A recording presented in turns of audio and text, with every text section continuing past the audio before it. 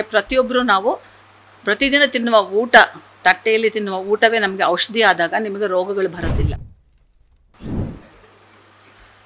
ಮೊದಲನೇದಾಗಿ ಸಾಹಿತ್ಯ ನಿಲಯದಲ್ಲಿ ನಾವು ಇಲ್ಲ, ವೈಜ್ಞಾನಿಕ ನಿಲಯದ ನಾವು ಕೆಲವು ಪಾಯಿಂಟ್ಸ್ ಥರ ಹೇಳ್ತೀವಿ ಅಷ್ಟೇ. ಸೊ ಮೊದಲನೇದಾಗಿ ಹೇಳಬೇಕು ಅಂದರೆ ನಾನು ಸುಮೇರು ಟ್ರಸ್ಟ್ ಮತ್ತು ಐಸಿರಿ ಪ್ರಕಾಶನದವರಿಗೆ ತಾವು ತೋರ್ಪಡಿಸಿರುವ ಆತ್ಮೀಯ ಬಾಂಧವ್ಯಕ್ಕೆ ನನ್ನ ಹೃತ್ಪೂರ್ವಕ ನಮಸ್ಕಾರಗಳು ಮತ್ತು ಇಲ್ಲಿ ಭಾಗವಹಿಸಿರೋ ತಮಗೆಲ್ಲರಿಗೂ ನಮಸ್ಕಾರಗಳು. ಎರಡನೇ ಪಾಯಿಂಟ್ ಏನು ಹೇಳಬೇಕು ಅಂದರೆ, ಇದು ಸಾಮಾಜಿಕ ನಿಟ್ಟಿನಲ್ಲೂ ನೆರವಾಗುವಂಥ ಒಂದು ಸಂದರ್ಭ ಇಟ್ಕೊಂಡು ಹೇಳ್ತಾ ಇರೋದು. ನಮಸ್ಕಾರ ಎನ್ನುವಾಗ ನನ್ನ ಕೈಗಳು ಜೋಡಿಸ್ತಾ ಇದ್ದೇನೆ. ತಾವು ಅಷ್ಟೇ, ಯಾರಿಗೆ ನಮಸ್ಕಾರ ನಿಮ್ಮದೇ ಕೈ ಎರಡನ್ನ ಜೋಡಿಸ್ತೀರ.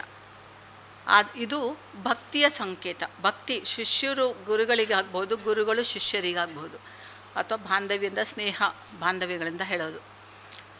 ಆದರೆ ಸಂಸಾರ ಅಂತ ಬಂದಾಗ ಎರಡು ವ್ಯಕ್ತಿಗಳಾದ ಶ್ರೀ ಪ್ಲಸ್ ಶ್ರೀ ಅಂತೀನಿ. ಅಂದರೆ ಶ್ರೀಮಾನ್ ಮತ್ತು ಶ್ರೀಮತಿ, ಇದೆಲ್ಲರಿಗೂ ಅನ್ವಯ ಆಗುತ್ತೆ. ಹಿಂದೆಯೂ ಆಗಿದೆ, ಈಗೂ ಆಗಿದೆ, ಮುಂದೆಯೂ ಆಗುತ್ತೆ. ಕೈಗಳು ಎರಡು ಅವು ಅಂದರೆ ನನ್ನೊಬ್ಬಳದೇ ಕೈಯಲ್ಲ ಅಥವಾ ನಮ್ಮೊಬ್ಬರದೇ ಅಲ್ಲ, ಎರಡೂ ಕೈಗಳು ಹೀಗೆ ಈಗ ತಾವು ಕೂರಿಸಿದರಲ್ಲಿ ಅದೊಂದು ಬಹಳ ಇನ್ನು ನೆಚ್ಚಿನ ಸಂದರ್ಭ ಅಂತ ಹೇಳೋಕ್ಕಿಂತ ಬಹಳ ಅದೃಷ್ಟವಾದ ಸಂದರ್ಭ ಇದು. ಎರಡೂ ಕೈಗಳು ಒಂದಾಗಿ ನಮಿಸಿ ಹೆಜ್ಜೆ ಇಡುತ್ತಲೇ ಏಳು ತಗ್ಗು ಬೀಳು ನಿಭಾಯಿಸಿ ತೂಗಿಸಿ ಸಮತೋಲಿತ ಬಾಂಧವ್ಯದ ನಮನವಿರಬೇಕು. ಜಂಬದ ನಮನ, ಜಂಬದಿಂದ ಹೊಡ್ಕೊಂಡು ಹೋಗೋದಲ್ಲ. ಆಗ ಏನಾಗುತ್ತೆ ನಮಗೆ, ಇವಾಗ ಹಿಂದೆಯೂ ಇತ್ತು, ಅಲ್ಪ ಪ್ರಮಾಣದಲ್ಲಿತ್ತು, ನಮ್ಮ ಸಮಯದಲ್ಲಿ ಸ್ವಲ್ಪ ಮಟ್ಟಿಗೆ ಶುರುವಾಯಿತು, ಈಗ ಅತಿಯಾಗಿದೆ. ಆ ಸಾಮಾಜಿಕ ಭೇದವನ್ನು ನಾವು ನಿಯಂತ್ರಿಸಲು ಇದೊಂದೇ ಸಾಧ್ಯ. ಮನೆಯಲ್ಲೇ ಫಸ್ಟ್ ನಾವು ಒಬ್ರಿಗೊಬ್ರು ಗುರುಗಳು ಶಿಷ್ಯರಾಗಿ ಯಾವ ರೀತಿ ಹೆಜ್ಜೆ ಇಡಬೇಕು ಅನ್ನೋದು ನಾವು ತಿಳ್ಕೊಂಡು ಆ ರೀತಿ ಎರಡು ಕೈಗಳು ಜೋಡಿಸಿ ನಮಿಸ್ಬೇಕು. ನಮ್ಮದೊಂದೇ ಎರಡು ಕೈಯಲ್ಲ. ಇದೆಲ್ಲರಿಗೂ ತಿಳಿಸ್ತಾ ಇರೋದು. ಈ ರೀತಿಯ ಸಮತೋಲಿತ ನಮನ ಅಂದರೆ ನಮಸ್ತೆ ಸಮಾಜದ ಇಂಪನಕ್ಕೂ ನುಡಿ ನಮನಕ್ಕೆ ನಾಂದಿಯಾಗುತ್ತದೆ. ಸಮಾಜದಲ್ಲಿ ಕೂಡ ಅಲ್ಲಿ ಇಂಪನ, ಒಂದು ಬಾಂಧವ್ಯನ ಇಂಪನವನ್ನು ನಾವು ಹುಟ್ಟಿಸೋದಲ್ಲ, ಹುಟ್ಟಿದೆ, ಆದರೆ ಅದು ಪ್ರಚಲಿತವಾಗಿ ನದಿ ಹರ್ಕೊಂಡು ಹೋಗೋ ಹಾಗೆ ಆಗೋದು ಅಲ್ಲ. ನದಿ ಹರಿಯೋದನ್ನು ಸಹಿತ ತಡೆಗಟ್ಟಿ ನಾವು ಅಣೆಕಟ್ಟು ಹಾಕಿ ನಮಗೆ ಹಾಗೆ ಕಟ್ಟಾಕಿ ಸಂರಕ್ಷಿಸ್ಕೊಂಡು ನಮ್ಮ ಸಮಾಜನ ಉತ್ತಮಗೊಳಿಸಬಹುದು. ಎರಡನೇದು ಮಾನವೀಯತೆಗೆ ದೀಪವಾಗುತ್ತದೆ.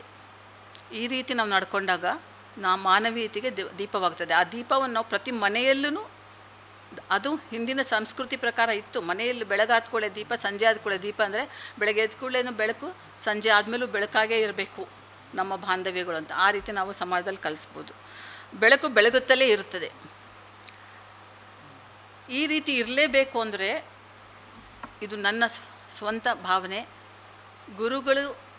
ಗುರುಗಳು ಅಂತ ಪಾಠ ಹೇಳಿದವ್ರನ್ನ ಶಿಷ್ಯರು ನಮ್ಮನ್ನ ಗುರುಗಳು ಅಂದಂಗೆ. ಈಗಷ್ಟೇ ನಮ್ಮ ಶ್ರೀಮಾನವ್ರು ಹೇಳಿದರು, ಗುರುಗಳಿಗೆ ಶಿಷ್ಯರು ಪಾಠ ಕಲಿಸೋದು ಉಂಟು. ಇವೆರಡೂ ಸೇರಿ ನಾವು ಉತ್ತಮ ಸಮಾಜನ ನಾವು ಮುಂದುವರಿಸಬೇಕು ಅಂದರೆ, ಯಾಕಂದರೆ ನಾನು ಗೃಹ ವಿಜ್ಞಾನ ಓದಿರೋದ್ರಿಂದ ನಾನು ಈ ನಿಟ್ಟಿನಲ್ಲಿ ಹೇಳ್ತಾ ಇದ್ದೀನಿ. ಸಮಾಜದಲ್ಲಿ ಇತ್ತೀಚೆಗೆ ಆಗ್ತಿರೋದಕ್ಕೆ ಯಾವ ಪೊಲೀಸ್ ಅಧಿಕಾರಿ ಆಗ್ಬೋದು, ಯಾವ ಜೈಲ್ ಆಗ್ಬೋದು, ಯಾವ ಅಡ್ವೊಕೇಟ್ ಆಗ್ಬೋದು, ಯಾವುದೋ ಕೋರ್ಟ್ ಆದರೂ ಈ ಸಮಸ್ಯೆಗೆ ಪರಿಹಾರಕ್ಕಾದರೆ ಮತ್ತೆ ನೀವು ಕೊಡ್ತಾನೇ ಇರಬೇಕು, ಕಾಂಚಾಣ ಜನ ಅಂತ. ಆದರೆ ನಾವು ಇದೇ ಎರಡು ಕೈಗಳನ್ನು ಜೋಡಿಸ್ಕೊತ ನಾವು ಮುಂದೆ ಹೆಜ್ಜೆ ಇಟ್ಟುವಾಗ ನಮ್ಮ ಸಮಾಜ ನಾವೇ ಸ್ವಚ್ಛಾಗಿ ಇಟ್ಕೋಬಹುದು ಅನ್ನೋ ಒಂದು ಮಾತನ್ನು ಹೇಳ್ತೀನಿ. ಇದಕ್ಕಿಂತ ಹೆಚ್ಚಿಗೆ ಹೇಳೋದಂದರೆ ಆಹಾರ ಪೋಷಣೆ ಬಗ್ಗೆ ನಾನು ತಂತ್ರಜ್ಞಾನ ತಾವು ಯಾರೇ ತಮಗೆ ಬೇಕಾದರೂ, ಈಗ ಹಿಪೋಕ್ರೇಟ್ಸ್ ಹೇಳಿದ್ದಾನೆ, actually let food be your medicine, not medicine be your food. ಹಾಗೆ ಪ್ರತಿಯೊಬ್ಬರೂ ನಾವು ಪ್ರತಿದಿನ ತಿನ್ನುವ ಊಟ, ತಟ್ಟೆಯಲ್ಲಿ ತಿನ್ನುವ ಊಟವೇ ನಮಗೆ ಔಷಧಿ ಆದಾಗ ನಿಮಗೆ ರೋಗಗಳು ಬರೋದಿಲ್ಲ. ಯಾಕೆಂದರೆ ಆ ತಯಾರಿಸುವಾಗೂ ನಮ್ಮ ಮಾನಸಿಕ ರೋಗ ಹೊಟ್ಟೋಗುತ್ತೆ, ಅದನ್ನು ತಗೊಂಡು ಬರುವಾಗ ಫಿಸಿಕಲ್ ರೋಗ ಹೊಟ್ಟೋಗುತ್ತೆ. ಅದನ್ನು ಸೇವಿಸುವಾಗ ನಾವು ಹಿಂದಿನ ಪದ್ಧತಿ ಪ್ರಕಾರ ಒಂದೇ ಕಡೆ ನಾವು ಕೂತ್ಕೊಂಡು ಒಬ್ಬೊಬ್ಬರೇ ತಿನ್ನಲ್ಲ, ಒಟ್ಟಲ್ಲಿ ತಿನ್ನುವಾಗ ಹಂಚ್ಕೋತೀವಿ, ಮಾನಸಿಕ ನೋವುಗಳನ್ನು ಹಂಚ್ಕೊಂಡು ದಷ್ಟಪುಷ್ಟವಾಗಿ ನಾವು ಆಹಾರನ ಸೇವಿಸ್ತೀವಿ. ನೀವು ಒಂಟಿಯಾಗಿ ಹೋದಾಗ ನಾವು ಹೋಗ್ತಾ ಇರೋದು, ಈಗಿನ ಪ್ರಾಕ್ಟೀಸ್ ಏನಾಗಿದೆ, ಹೋಗಿ ಜಂಕ್ ಫುಡ್ ಅಂತೀವಿ ನೋಡಿ, ಅದು ತಿನ್ಕೊಂಡು ಏನಾಗ್ತದೆ, ನಮಗೆ ರೋಗಗಳು, ಎಲ್ಲ ರೀತಿಯ ರೋಗಗಳು, ಸಾಮಾಜಿಕ ರೋಗದಿಂದ ಹಿಡಿದು ದೈಹಿಕ ರೋಗ, ಮಾನಸಿಕ ರೋಗವರೆಗೂ ಬರ್ತಾಯಿದೆ. ಅದನ್ನು ಇಲ್ಲಿ ನಾವು ಮಾಡಬೇಕಾಗಿರೋದು ಇರಲಿ ಭಕ್ತಿ, ಇದು ಭಕ್ತಿ ನಾವು.